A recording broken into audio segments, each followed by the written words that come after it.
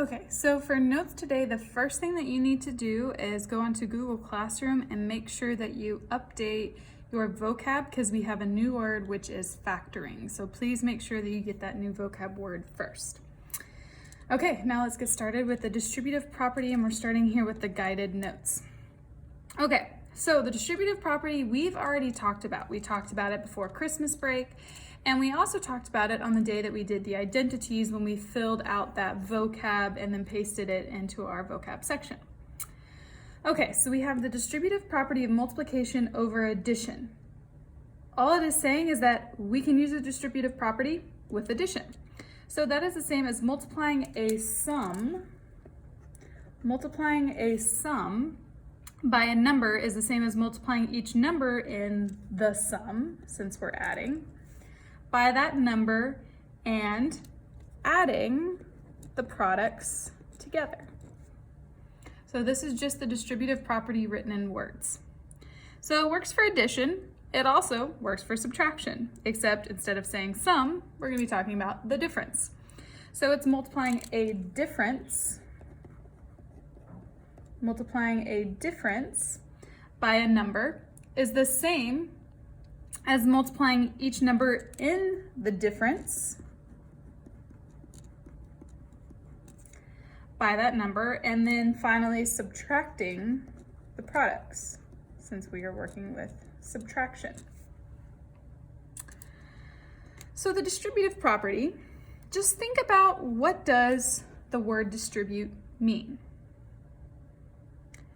Usually what comes to mind is thinking about giving something. So like, I distribute papers to you in class, or someone distributes money to you. So you can think about the word distributing meaning to give it to in equal parts. And so that's exactly what the distributive property uses. So here's a numerical example of the distributive property. So it means we're just looking at it with numbers. So let's follow our order of operations. Well, what comes first in order of operations? Parentheses. So let's do that first. So 4 plus 6 is 10. Well, what operation is between the 3 and the parentheses, even though it's not written? It's multiplication. So this is the same as 3 times 10, which 3 times 10 is 30. Okay, now let's try it this way. So once again, following order of operations, we do multiplication first. So 3 times 4 gives us 12. And then we have 3 times 6, which gives us 18. Then we add those together. Well, 12 plus 18 also gives us 30. So what do you notice about these two? Well, one, they have the same numbers. They also give us the same answer. But what's different about them is that they look different. The expressions themselves are different. However, we can see that they are equivalent expressions because they give us the same answer. So the distributive property works because we can distribute this 3 to everything on the inside of the parentheses. So notice we did 3 times 4, which is the step here. Then adding it together with distribute the 3 to the 6, so 3 times 6. This is how the distributive property works.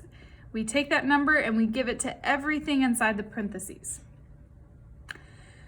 Whenever I work with the distributive property, you're going to see me use these arrows. I highly, highly encourage you to use these because then it helps you to never forget to give it to everything inside the parentheses. Because the most common mistake that I see is that people forget to distribute it to the second thing that's inside the parentheses, that second term. Okay, so it works for addition. It also works for subtraction. So following order of operations, 8 minus 3 gives us 5. And once again, even though the operation is not written here, we know this is multiplication. So it's the same as 2 times 5, which gives us 10. Following the order of operations, 2 times 8, 16. And then 2 times 3 is 6. Now we're subtracting. So 16 minus 6 gives us 10. So this also works for subtraction. And so once again, we can distribute this 2 to everything inside the parentheses. So we do 2 times 8 and then minus 2 times 3. Well, then underneath here, we have the algebraic example. And so this we had already done in our vocab because this was the property we talked about.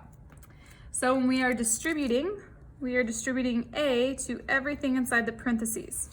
So this becomes A times B, and then plus distributing the A to the C as well. So A times C.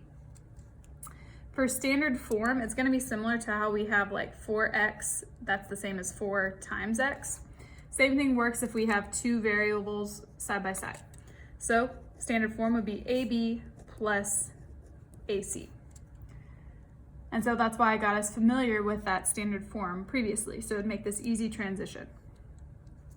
Okay, well, same thing's gonna work, just with subtraction. So we distribute the A to everything on the inside, so we have A times B, except this time minus A times C. Then we write it in standard form, AB minus AC. Okay, so now let's actually do some examples. So we can use the distributive property. This can be used to blank algebraic expressions. Well, we can use it to simplify algebraic expressions. And that's what we're about to do. Remember that simplify means to shorten or condense, and so it's something that's going to be smaller than what we originally started with. Okay, so let's start here with the first example. It says simplify each expression. Notice that it doesn't say use a distributive property to simplify each expression. Even though it doesn't explicitly say it, you have to know to use the distributive property whenever you see something outside of a parentheses. Okay, so let's draw these arrows in to represent distributing 5 to everything inside our parentheses.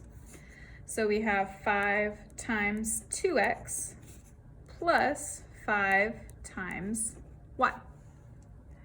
Well, does this look like we would want to leave it as a final answer? Can we do anything else? We can.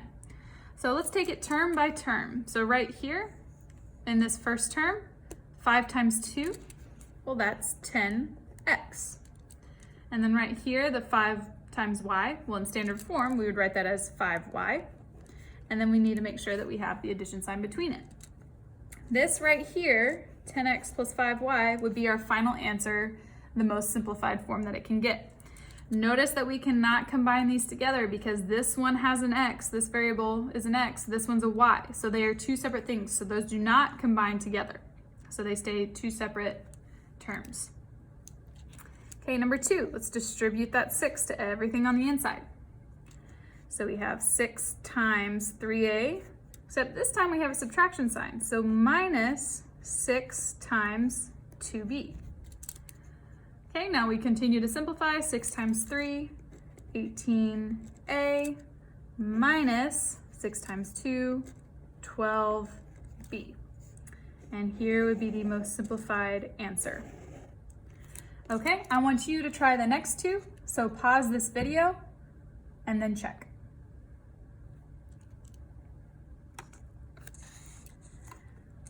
Okay, so let's check to see how you did. So you distribute the 10 to everything on the inside. So notice that there are 3 terms on this one.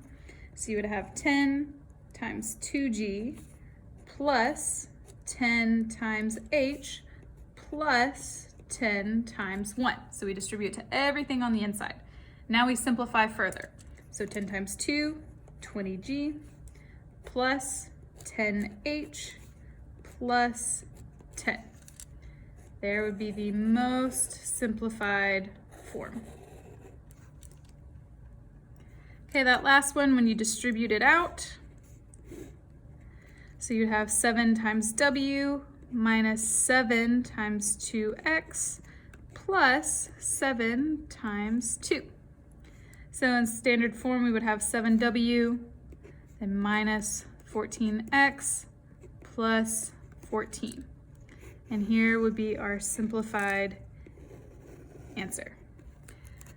Okay, for the next portion of notes, you're going to be in your module book, so go ahead and get that out and ready to go.